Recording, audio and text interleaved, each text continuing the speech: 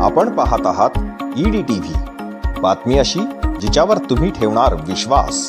महाराष्ट्र राज्याच्या 16 विधान परिषदेच्या निवडणुका 18 जूनला होणार आहेत। या 16ही ठिकाणच्या सदस्यांचा कार्यकाल संपल्यामुळे या निवडणुका जाहीर झाल्या आहेत। कशासाठी होतात या निवडणुका?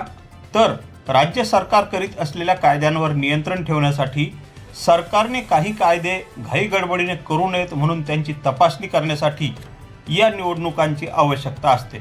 एकूण 16 ठिकाणच्या निवडणुकांमध्ये जालना आणि छत्रपती संभाजीनगर असा हा एकत्रित मतदारसंघ आहे।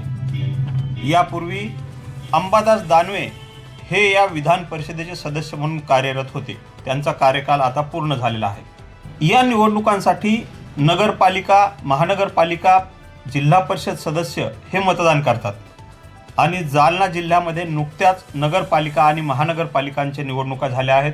त्यामुळे तेथील मतदारांना म्हणजेच नवनिर्वाचित नगरसेवकांना मतदानाचा अधिकार मिळणार आहे। त्यामुळे निश्चितच त्यांची आता चांदी होणार आहे।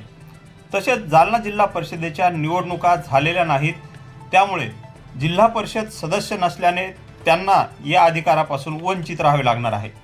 एकंदरीतच या सर्व प्रक्रियेविषयी माहिती देत आहेत निवासी उपजिल्हाधिकारी तथा निवडणूक निर्णय अधिकारी शशिकांत हदगल। विधान परिषदेच्या औरंगाबाद, जालना आणि स्वराज्य संस्था या मतदारसंघामध्ये निवडणूक लागलेली आहे। या निवडणुकीची अधिसूचना 18 मे रोजी भारत निवडणूक आयोगाने जारी केलेला आहे आणि त्याचा जो मतदार नॉमिनेशनचा जो कार्यक्रम आहे त्यानुसार 25 मे पासून नॉमिनेशन भरण्याला सुरुवात होईल।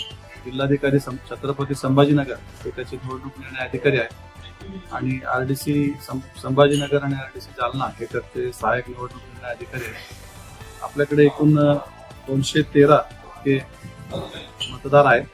स्वीकृत नगरसेवकांची संख्या ही 22 आहे आणि जनतेतून निवडून आलेल्या नगराध्यक्षांची संख्या ही 3 आहे। याची जी प्रारूप मतदार यादी आहे ही उद्या प्रसिद्ध होईल आणि अंतिम मतदार यादी ही 1 जून रोजी प्रसिद्ध होईल। ज्याप्रमाणे निवडणूक आयोगाकडून सूचना देत त्याप्रमाणे पुढील कारवाई करण्यात येत आहे। जिल्ह्यामध्ये आदर्श आचारसंहिता लागू झाली आहे, सगळ्यांनी आदर्श आचारसंहितेचे पालन करावं असं मी ते आवाहन करतो।